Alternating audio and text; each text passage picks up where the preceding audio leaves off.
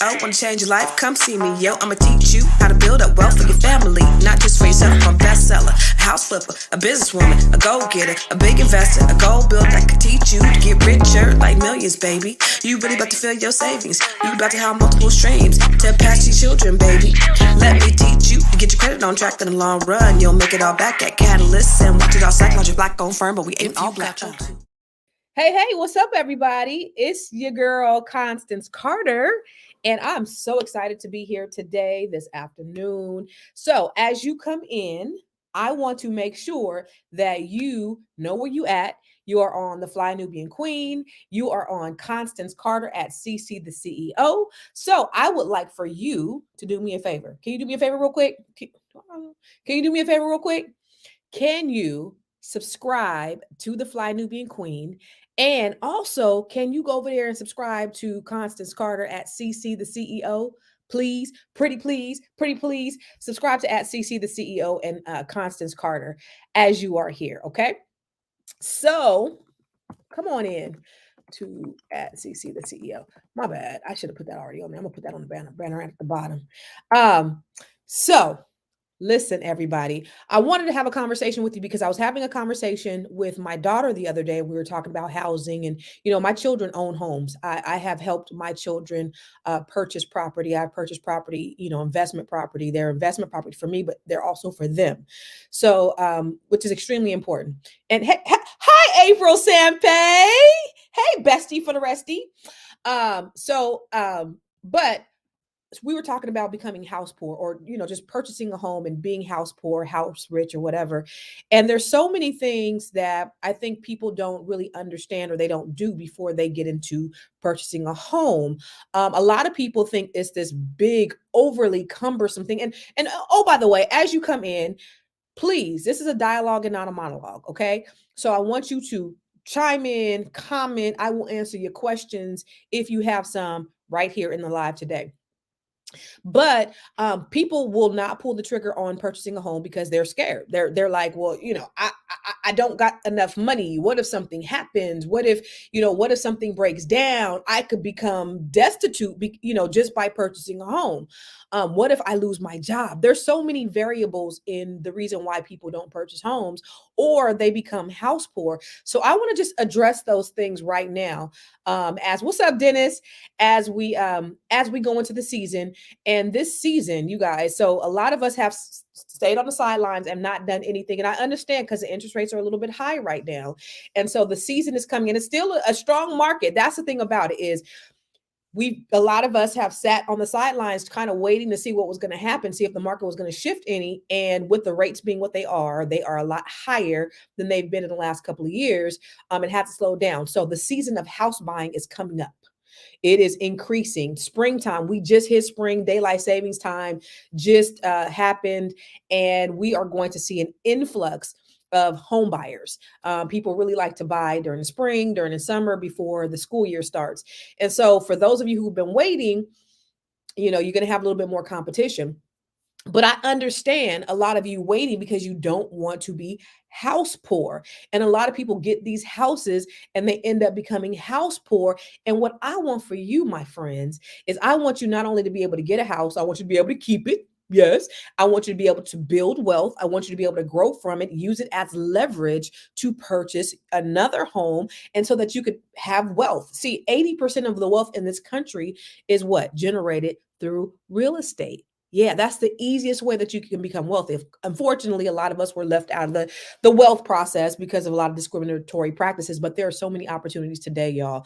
They didn't fuck around and gave us the internet. So we have opportunities and you have the opportunity to learn as much as you can because financial literacy, being financially lit is the key to wealth. And so that's what I'm here for, is to get you financially lit. I want to light the fire under yo, what's up?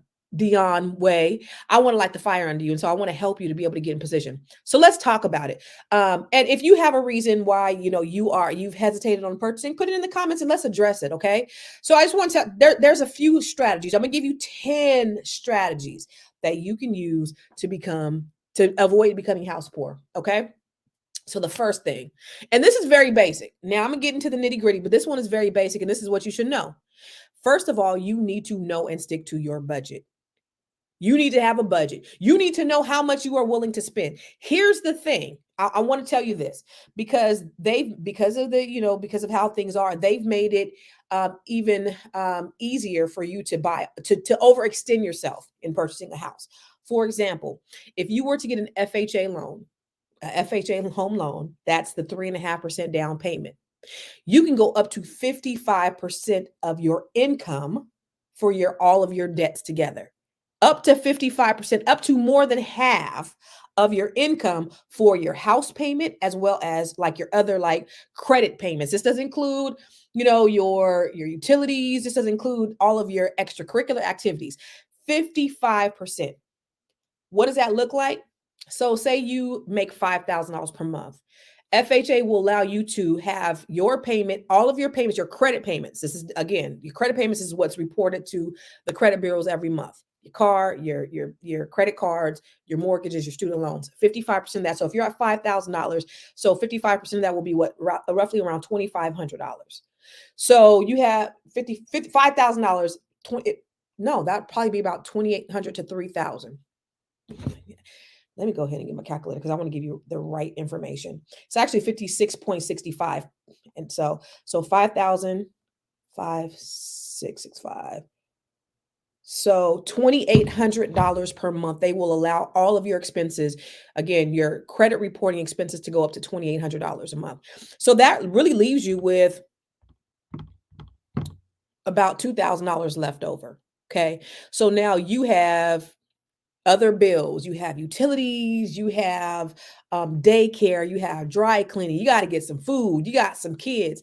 And so you going to that maximum amount of 55% or 56.65% of your gross. This is not even your net. So your gross monthly income. So this is before Uncle Sam takes his money out. So say at $5,000, you really only bringing home $4,500, probably even less than that, depending on your tax bracket, right? So you bring in $4,500 a month. They take in $2,800. They're allowing for $2,800 for all of your bills. You add the bills on top of that. Now you may not have enough money to do anything extra. So the reason why I say know what you can afford, know what your budget is before going in there. Okay. So you have to understand how much you can really afford. You got to understand how much you really could afford, because a lot of times, just because you can afford more, it doesn't necessarily mean you should purchase more. It doesn't mean you should go up that high. So get a budget, number one. Number two, get a starter home. You might not be able to get that McMansion. You may not be able to get that McMansion on the first try. I say this, just get something. Anything is better than renting, because at least you are building wealth. Some people say your primary residence isn't an investment. I say it is, because as the equity grows, even though you're living there, as the equity grows, you can use that as leverage to purchase something else, and to purchase something else, and to purchase something else. For example, I had a client. She's a single mom, got an FHA loan, got a townhome, first home, used down payment assistance. So she didn't really have to come out of pocket with a whole lot. She used that first house to use equity as leverage to buy a duplex.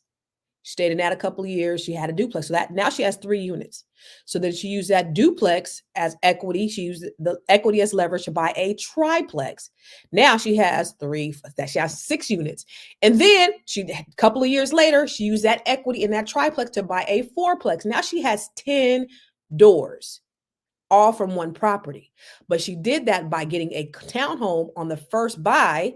She didn't get that McMansion. She had to wait a little bit. She had to build up to that. So smart people really understand, and they realize that I'm looking at this home buying purchase as an investment, and not necessarily, I need a place to live anyway, but I'm going to use it so that I can use it as leverage to purchase my dream home eventually.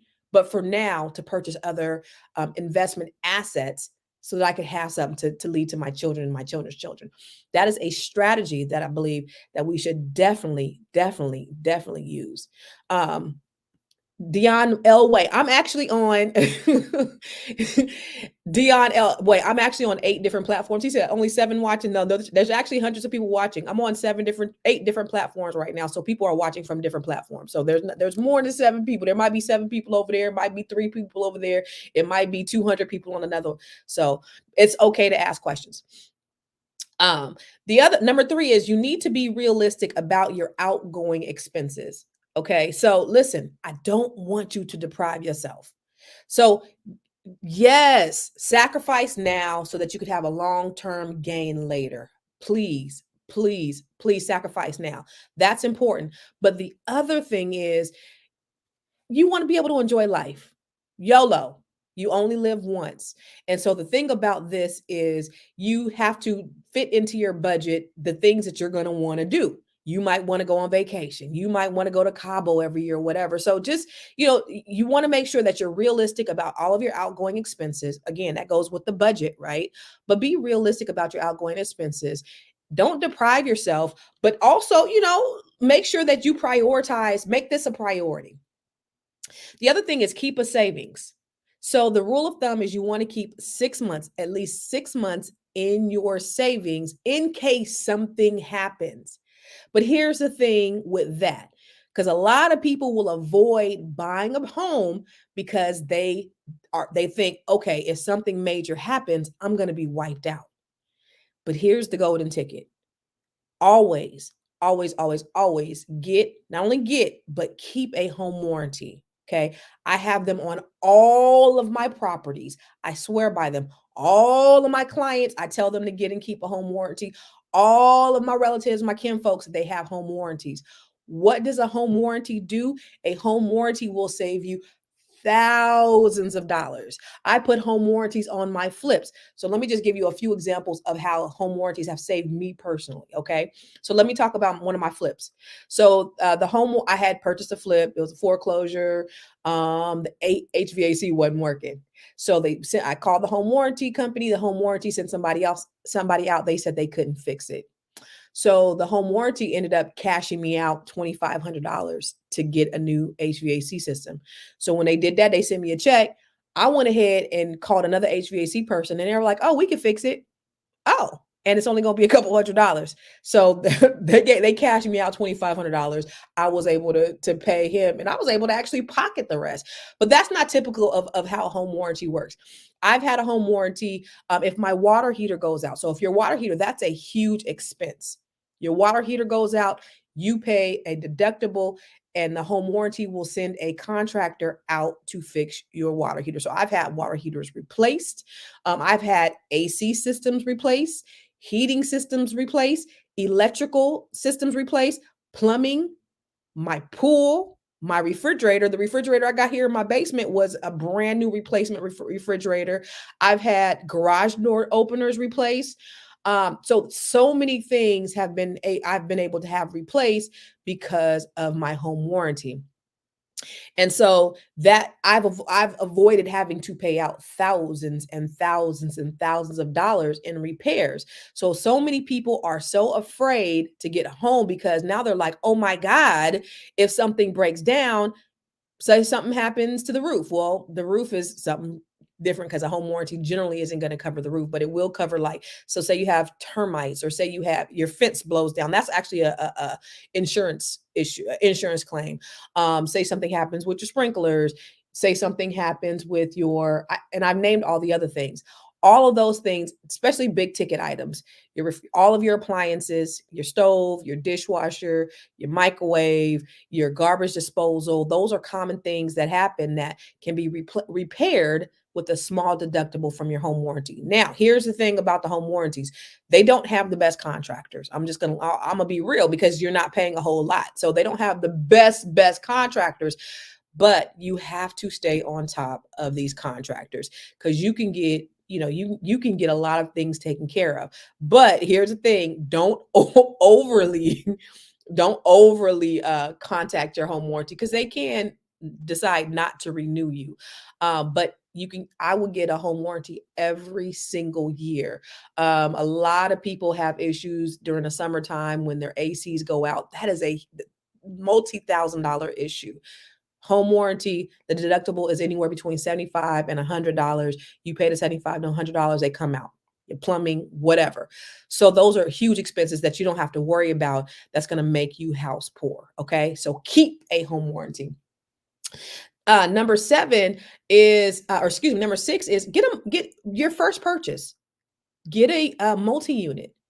I would definitely, if I could do it over again, or if I was a single person, my first purchase would be a multi-unit. I would do it with either a FHA or a VA loan if I was a veteran, and get it with a limited amount of money down. Here's why. So a couple of reasons. So if you have a a duplex, a triplex, or a fourplex, you can do a few things that will help you offset the expense of your housing expense. Number one, your tenants. So you have to live in one, So you can't you can't use this method if you're doing it as just an investment property. So you got to live in one. So you say you have a triplex and you have two people that are occupying the other two units. Well, you can use 75% of whatever they pay to help you to qualify to purchase the property. Then you can use the rental income that you received from them to help you pay the mortgage. And so your mortgage is likely going to be a lot less than if you purchased a single family home. Now, that equity is growing rapidly because it is a multi-unit. Multi-units are highly desired. You take that again, use it as leverage to purchase and purchase and purchase.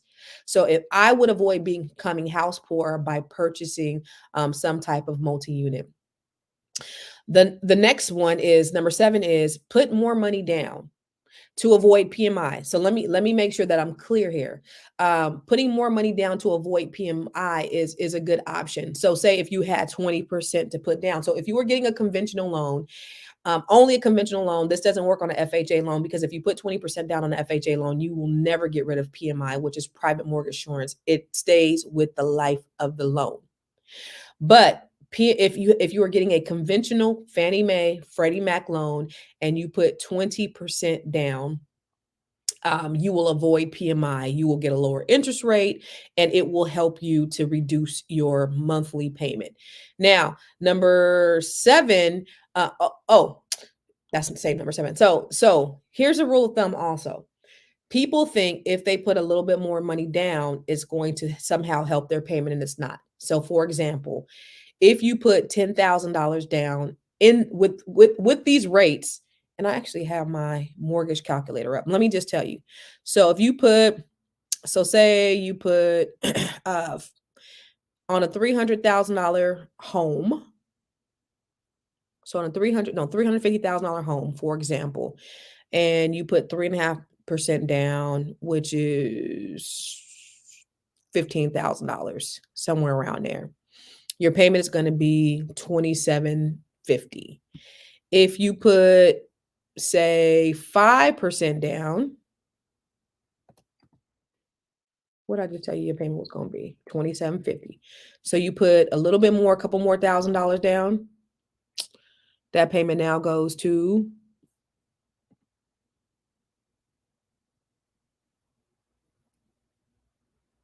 $2,700. So the difference in the payment is not anything super significant. So you got to think about, do you want to put that extra money down and save a couple of dollars on the mortgage, or do you want to pocket that money? But there is a thing that is called buying down the rate. If you've ever heard of buying down the rate, that's when you pay money to buy the interest rate down. And that could be pretty expensive, but if you have the funds, buying down the rate can actually be a more cost-effective way, especially with the rates being what they are, than putting more money down on the principal, because the interest rates are so high. So for example, if you were to buy an FHA loan and that payment is $2,750, if you were to buy down the rate to, say, which is 1.75%, which is somewhere around $5,900. Okay, your payment would be okay. So the difference between the 5% and, let me get those numbers. I should have had those numbers before. So 350. So 12.5 was the down payment first,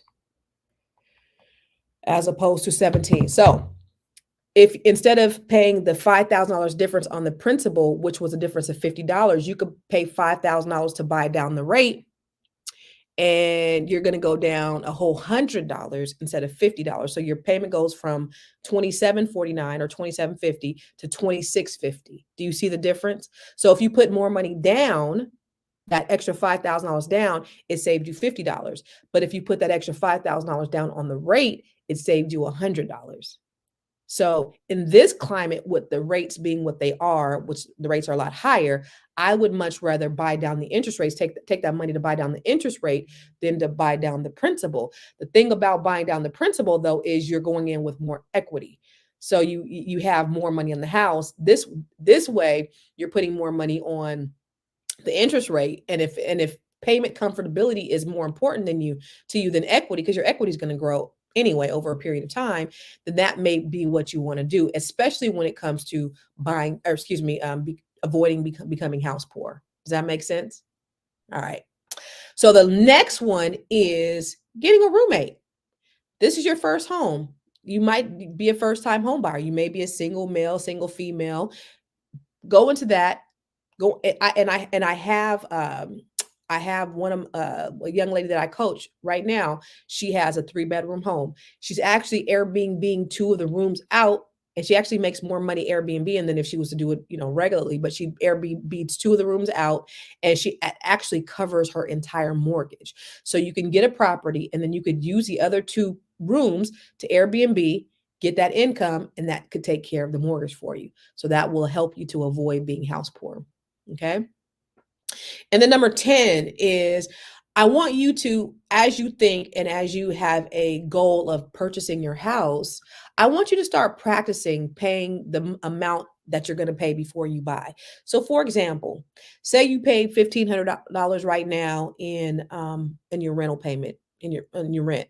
And by purchasing a house, that payment now is going to go to maybe $2,000, right? So start practicing paying out every day $2,000. That $1,500 is going to go to your rent.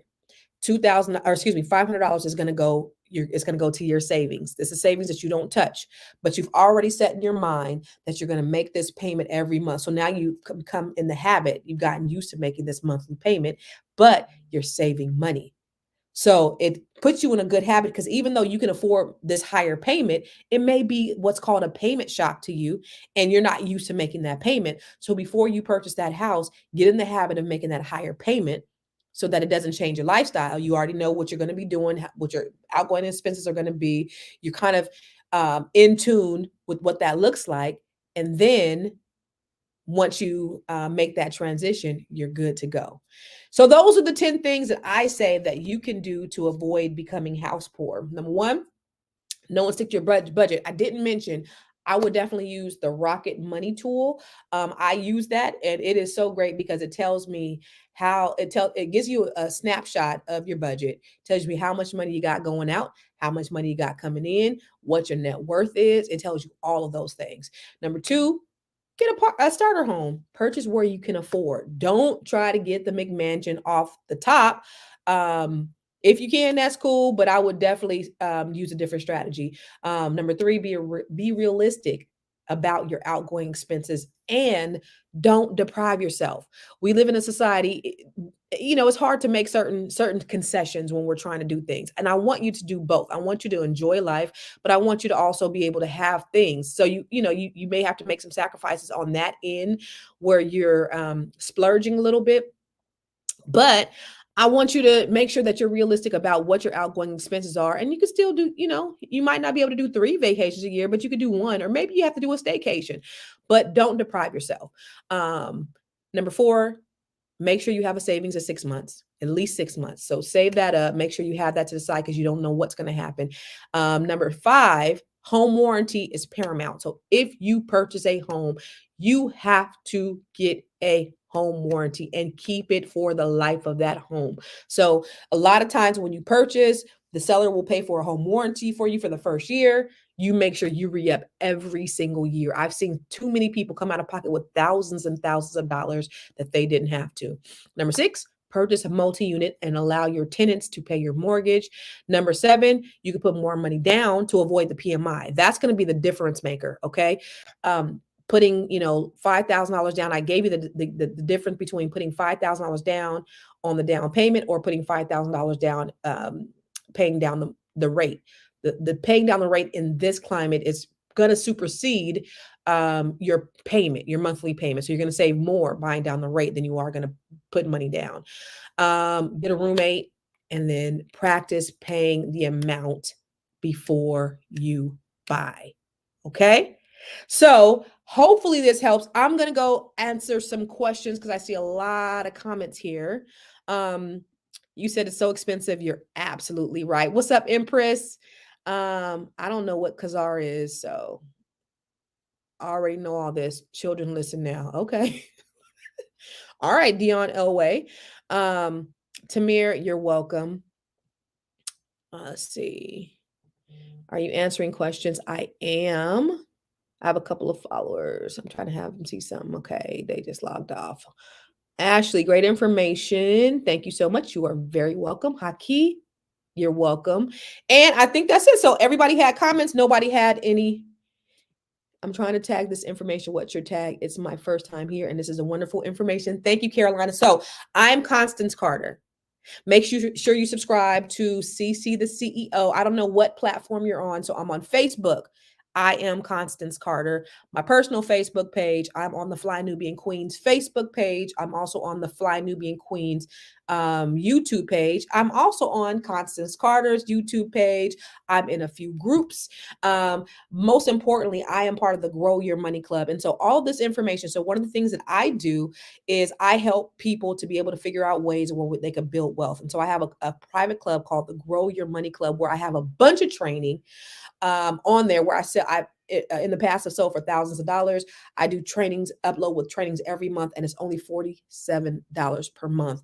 And you can get training from me. And if you want to be a part of the VIP club, you can come and join me in the VIP club, where you're able to network with other people who are wealth builders like you. For Black women, I have the Net 7 Collective, which is absolutely awesome. And the Net 7 Collective is where I help Black women from all over the country, from all walks of life. I help them with wealth strategies to increase their net worth by 7 figures. So if you are a Black woman or you know a Black woman, have them reach out to me so that we can schedule some type of a consultation to see if they would be a good fit. Let me just show you. This was our second cohort. We're working on our third cohort right now. Our next cohort, the fourth cohort isn't coming up until we start this one in February. So I think April is our next cohort. So you still have a little time to have a conversation with me and be a part of it. But this was our last meeting for our second cohort. And so the ladies were just kind of sharing with each other. So let me check. For about the past, 3 or 4 years, I've been praying for a business coach. Like, I never had a coach. I knew that a coach I read many times that all the most successful people have a coach. Coaches have coaches. And I wanted a coach that would help me understand money and business and entrepreneurship. That I know people always tell me, oh, you know a lot of things and you do a lot of things, but nobody was taking me by the hand and say, this is important with your credit, and this is how you get stuff off your credit, and this is how you establish business credit, and this is how you build your brand. And here's a bunch of people that look just like we do that are doing all these different things. And take a look at these. Maybe you want to do something of them, maybe you don't. But every single person that we were exposed to showed us something different and made us see yet another possibility. The fact that we have been exposed to just folks that are just banging, that are like really doing it, like no shit, they really, really doing it. And it's just been such an eye opener, like mind blown every time we got on. And then just getting to meet all of you women was such a bonus, because here again, I'm seeing all these faces on the screen and everybody is doing amazing things. Whether you are where you want to be or not, when we get on and we listen and people talk and share, I think, well, damn, that's what she's doing. That's what she's about. And that's what she knows. I'm just like mind blown yet again. every single time. I'm telling you, I would move heaven and earth not to miss one of these sessions. I know they're recorded, but it's just something about being in the room where it happens, and being here live and being able to participate and interact. It's just been such a wonderful thing. And Constance, you definitely under-promised and over-delivered. Yeah. And I know you want us to talk about the rest of us, but you're the one who thought of this. You're the one who went out on a limb yourself and put this together and brought all of us together. And I am just so grateful. This has just been an amazing experience for me, to the point where I can't even explain it to people. I'm very methodical and very process oriented. I don't mind making a risk, but it's going to be a calculated risk. And when I tell you, baby, our Net 7 collectives are so full and so rich. We just had one last night. So I meet with these ladies every week, and it's transformational. It's absolutely transformational. And then we have a monthly alumni call with all of the ladies of all of the cohorts, and it's beautiful. I created something that I needed for myself, and it just changes me every time I go, and motivates me and inspires me. And I'm just glad to be around a bunch of women that forward thinkers who want to change the trajectory of their lives. There's an African proverb that says, if you teach a man, you teach an individual, but when you teach a woman, you teach a nation. And so no diss against the brothers, against the men, but I have a TED Talk. It's called Google That Shit. And it did very well. I think it has about 438,000 views. And I talk about closing the wealth gap. That is a passion of mine. And so my contribution to closing the wealth gap is through Black women, because I believe we could do it. Forbes said that there was going to be, our median wealth was going to be a zero in 2053. I don't believe that. They didn't fucked around and gave us the internet. So, this is my lifelong mission and journey. I built the largest Black-owned real estate firm in California. Now I sit here before you today, just being able to pour into and share strategies, business, credit, financial literacy, how to grow your money and not blow your money. And so that's my purpose. And so I get to wake up every day doing what I love to do. And I'm grateful for that opportunity. So if it's something that you're interested in, go to my website, ConstanceCarter.com, where you can sign up for all of my training programs, the Grow Your Money Club, if that's what you want to do. If you want to talk to me about being a part of the Net 7 Collective, I would love that too. Because if you don't think that this is for you, let's talk about it and see how we can make it happen for you, because my goal is just to help you. And anybody tell you what you see with me is what you get. I am a Christian and I do curse. I am the round-the-way chick from San Jose, California, that just happened to make some good financial decisions. I have a few best-selling books. Boom. I have a marijuana dispensary. I invest in real estate, commercial, residential, do Airbnbs, all those things. And so these are things and strategies that I like to teach other people. And so that's what I'm about. So shout out to all of you. Make sure you follow me on Instagram at I am Constance Carter, and on Facebook at I am Constance Carter, YouTube, CC the CEO. All right. I sure appreciate you. Take care and God bless. And if this is your first time here, did you guys hear my intro rap? Yeah, it's CC, the CEO. Wanna change your life? Come see me, yo. I'ma teach you how to build up wealth for your family, not just for yourself. I'm a bestseller, a house flipper, a businesswoman, a go-getter, a big investor, a gold builder that could teach you to get richer like millions, baby. You really about to fill your savings. You about to have multiple streams to pass your children, baby. Let me teach you to get your credit on track in the long run. You'll make it all back at Catalyst and watch it all stack. Not your Black-owned firm, but we ain't all